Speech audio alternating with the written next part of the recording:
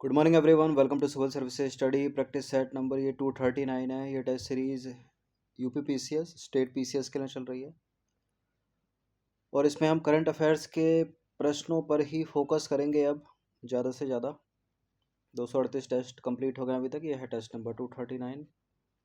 Playlist बना रखी है इस टेस्ट सीरीज़ की, वहाँ पर आप टेस्ट नंबर 1 से लेकर जो भी नया टेस्ट आएगा वहाँ तक पहुँच सकते हैं। डिस्क्रिप्शन बॉक्स में लिंक है उसका। चलिए स्टार्ट करते हैं। इंपॉर्टेंट प्रश्न है सारे के सारे।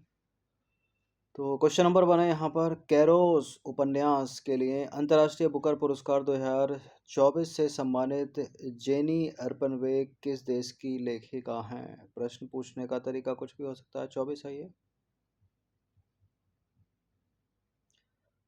किस देश की लेखिका हैं ये जेनी अर्पनवेग? ये एक जर्मन लेखिका हैं। तो ऑप्शन नंबर डी होगा इसका आंसर।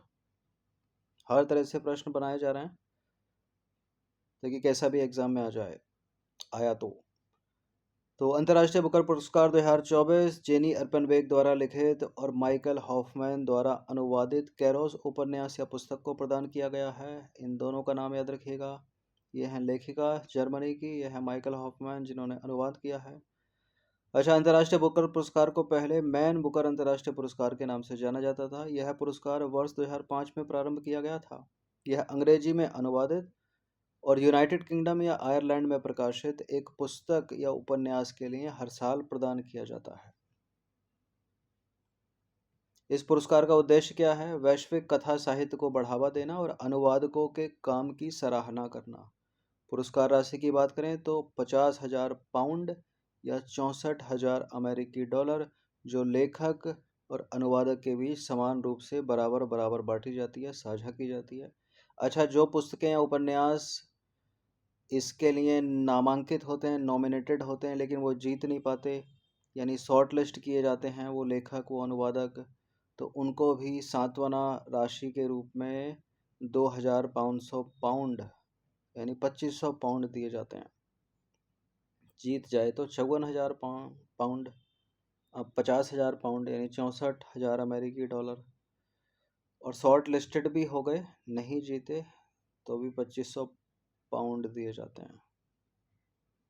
दूसरा प्रश्न है, 20 सितंबर 2024 को भारतीय खाद्य सुरक्षा एवं मानक प्राधिकरण FSSAI द्वारा जारी राज्य खाद्य सुरक्षा सूचकांक 2024 यानी स्टेट फूड सेफ्टी इंडेक्स 2024 में प्रथम स्थान पर कौन सा राज्य है?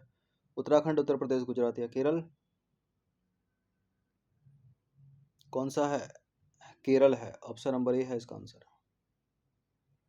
तो 20 सितंबर 2024 को भारतीय खाद्य सुरक्षा एवं मानक प्राधिकरण द्वारा जारी राज्य खाद्य सुरक्षा सूचकांक 2024 में केरल ने शीर्ष स्थान हासिल किया है।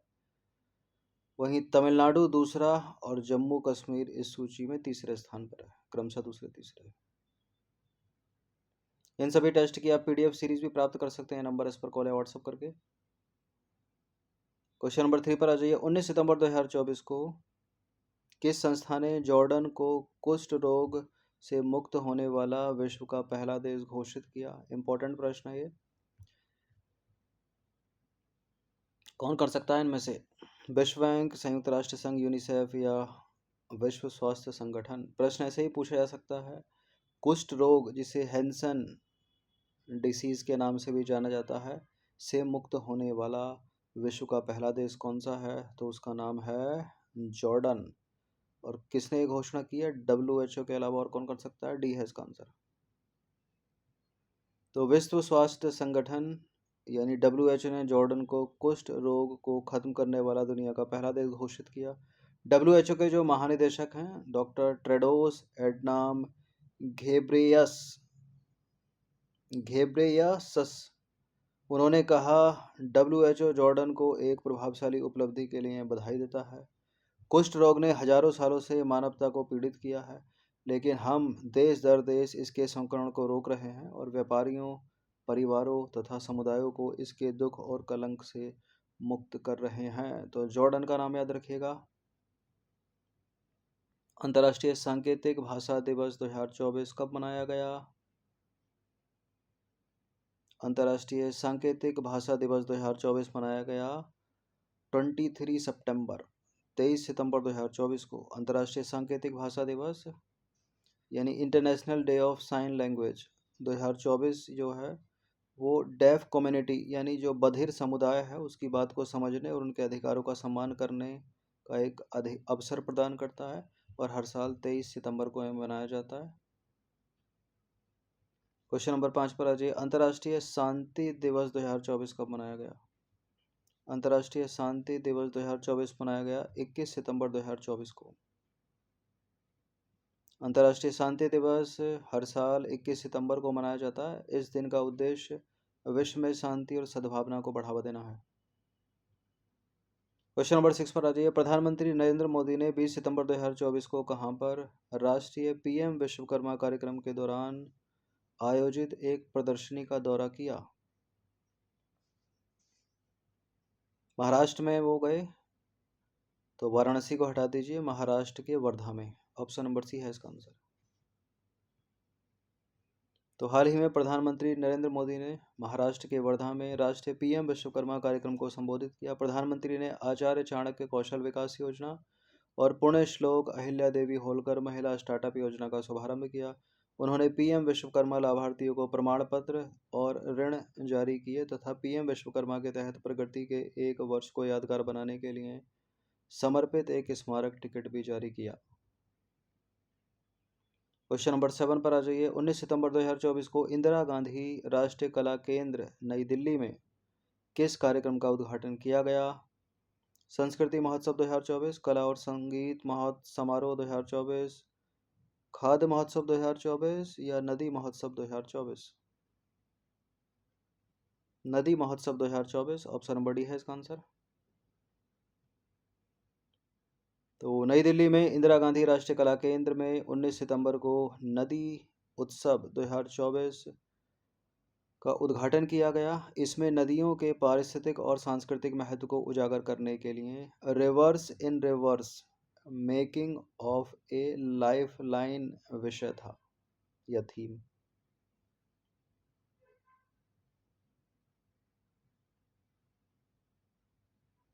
क्वेश्चन नंबर 8 पर आ जाइए। 18 सितंबर 2024 को केंद्रीय मंत्रिमंडल ने किसानों को लाभकारी मूल्य प्रदान करने और उपभोक्ताओं के लिए आवश्यक वस्तुओं की कीमतों में उतार चढ़ाव को नियंत्रित करने के लिए किस योजना को जारी रखने की मंजूरी दी?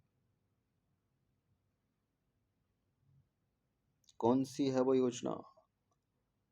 प्रधानमंत्री किसान सम्मान निधि नहीं, प्रधानमंत्री गरीब कल्याण अन्न योजना नहीं, प्रधानमंत्री मुद्रा योजना नहीं, प्रधानमंत्री अन्नदाता आय संरक्षण अभियान। ऑप्शन नंबर डी है इसका आंसर। तो प्रधानमंत्री अन्नदाता आय संरक्षण अभियान किसानों को आर्थिक रूप से सशक्त बनाने के लिए केंद्र सरकार द्वारा उठाया गया एक सराहनीय कदम है। इसके तहत राज्य सरकारों के सक्रिय सहयोग से केंद्रीय नोडल एजेंसियों द्वारा दलहन यानी दालें, तिलहन और गरी यानी कोपरा की खरीद की जाती है। क्वेश्चन नंबर 9 पर आ जाइए। 8वां भारत जल सप्ताह 2024 जिसका नई दिल्ली के भारत मंडप में 17 सितंबर 2024 को उद्घाटन किया गया की थीम क्या थी? इंपॉर्टेंट प्रश्न, क्या थीम थी? थीम थी इसकी समावेशी जल विकास एवं प्रबंध के लिए साझेदारी एवं सहयोग। समावेशी जल विकास एवं प्रबंधन के लिए साझेदारी एवं सहयोग। तो ऑप्शन नंबर डी है इसका आंसर, याद रखिएगा। ठीक है, क्या थीम है? समावेशी जल विकास एवं प्रबंधन के लिए साझेदारी और सहयोग। क्वेश्चन नंबर 10 पर आ जाइए। 17 सितंबर 2024 को ओडिशा के भुवनेश्वर में ओडिशा सरकार की प्रमुख महिला केंद्रित पहल सुभद्रा योजना का शुभारंभ किसने किया? किसने किया इनमें से? प्रधानमंत्री गए थे, प्रधानमंत्री नरेंद्र मोदी ने। प्रधानमंत्री नरेंद्र मोदी ने 17 सितंबर को ओडिशा के भुवनेश्वर में ओडिशा सरकार की प्रमुख योजना सुभद्रा का शुभारंभ किया। यह महिला केंद्रित सबसे बड़ी योजना है। इसके अंतर्गत 1 करोड़ से अधिक महिलाओं के शामिल होने की उम्मीद है और प्रधानमंत्री ने 10 लाख से अधिक महिलाओं के बैंक खातों में धनराशि का अंतरण भी किया। क्वेश्चन नंबर 11 पर आ जाइए। 16 सितंबर 2024 को प्रधानमंत्री नरेंद्र मोदी ने 3 दिवसीय चौथे वैश्विक नवीकरणीय ऊर्जा निवेशक सम्मेलन एवं एक्सपो का उद्घाटन कहाँ किया? राजस्थान, उत्तर प्रदेश, गुजरात, तमिलनाडु। उत्तर प्रदेश में नहीं किया है तो नोएडा हटा दीजिए। राजस्थान में नहीं किया है तो माउंट आबू भी हट गया। तमिलनाडु में नहीं किया है तो तंजौर हट गया। गुजरात में किया गांधीनगर में। ऑप्शन नंबर ए है इसका आंसर। देखिए, 3 दिवसीय चौथा वैश्विक नवीकरणीय ऊर्जा निवेश वैश्विक बैठक और एक्सपो 2024 16 से 18 सितंबर 2024 तक गुजरात के गांधीनगर में आयोजित किया गया। क्वेश्चन नंबर 12 पर आ जाइए। इंपॉर्टेंट प्रश्न। मई 2024 में चर्चा में रही पिरुल लाओ पैसे पाओ योजना या मिशन का संबंध निम्नलिखित में से किस राज्य से था? मिशन ही पढ़ना ज़्यादा ठीक रहेगा। पिरुल लाओ पैसे पाओ। देखिए, बहुत गर्मी पड़ रही थी उस समय, मई जून में इस साल, और हर स्टेट में, जिससे वनाग्नि बढ़ रही थी, यानी जंगल में लगने वाली आग। पिरुल जो है वो चीड़ के पत्तियां होती हैं जो जल्दी से आग पकड़ लेती हैं, तो उसी के लिए उत्तराखंड सरकार ने इस मिशन को जो है मई 2024 में शुरू किया था। बी है इसका आंसर। तो 8 मई 2024 को उत्तराखंड के मुख्यमंत्री पुष्कर सिंह धामी ने राज्य भर में वनाग्नि की स्थिति को ध्यान में रखते हुए पिरुल लाओ पैसे पाओ मिशन की शुरुआत की थी। यह मिशन उत्तराखंड के रुद्रप्रयाग जिले से शुरू किया गया था। इस मिशन का संचालन पॉल्यूशन कंट्रोल बोर्ड द्वारा किया गया।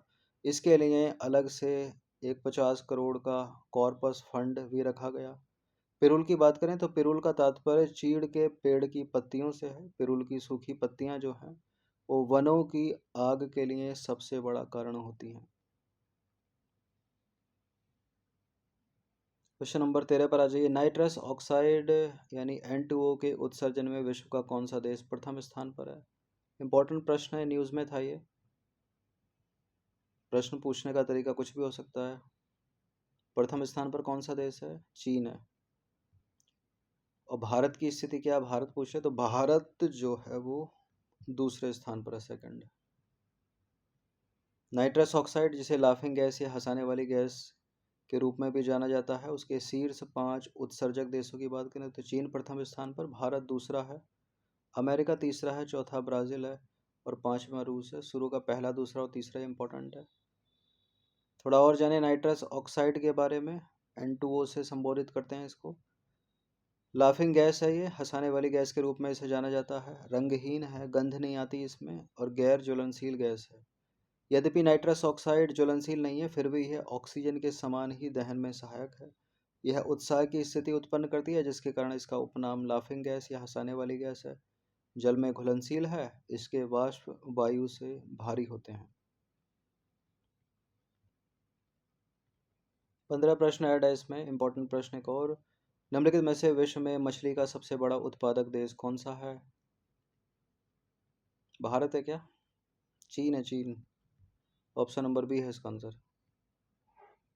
तो चीन दुनिया के सबसे बड़े मछली उत्पादक देशों में से एक है। मछली उत्पादन के शीर्ष 5 देशों की बात करें तो चाइना है प्रथम स्थान पर और भारत है दूसरे स्थान पर। तीसरा इंडोनेशिया, चौथा है पेरू और पांचवा है संयुक्त राज्य अमेरिका। शुरू के 3 ज़्यादा इंपॉर्टेंट है, भारत की स्थिति ज़्यादा इंपॉर्टेंट है। क्वेश्चन नंबर 15 पर आ जाइए। अंतिम प्रश्न है ये। वर्तमान में चल रहे 15वें वित्त आयोग की अवधि क्या है? क्या है 15वें वित्त आयोग की अवधि? वर्ष 2020 से 25, 19 से 24 यानी इस साल तक, 20 से 26 तक या 21 से 26? जिसके अध्यक्ष हैं NK सिंह। वर्ष 2020 से वर्ष 2025 तक। ऑप्शन नंबर ए है इसका आंसर। तो केंद्रीय मंत्रिमंडल ने कब 22 नवंबर 2017 को 15वें वित्त आयोग के गठन को मंजूरी प्रदान की थी और 15वें वित्त आयोग का कार्यकाल वर्ष 2020 से 25 तक होगा। 15वें वित्त आयोग के अध्यक्ष श्री NK सिंह। पहला पूछ ले तो प्रथम वित्त आयोग के अध्यक्ष KC नियोगी। इतना काफ़ी है इससे रिलेटेड। तो करंट अफेयर्स की इम्पोर्टेंट सीरीज़ का ये देखा जाए तो कंटिन्यूसली तीसरा इम्पोर्टेंट टेस्ट कवर हुआ। यानी 45 टेस्ट हमने इम्पोर्टेंट जो प्रश्न है वो कंप्लीट किए हैं। प्रश्नों की संख्या बढ़ती जाएगी, प्रैक्टिस करते रहिए। धन्यवाद। इन सभी की आप अगर पीडीएफ सीरीज़ प्राप्त करना चाहते हैं तो पेड टेलीग्राम ग्रुप को ज्वाइन करके आप प्राप्त कर सकते हो। बाकी सब्सक्राइब रखना सिविल सर्विसेज स्टडी चैनल को। धन्यवाद।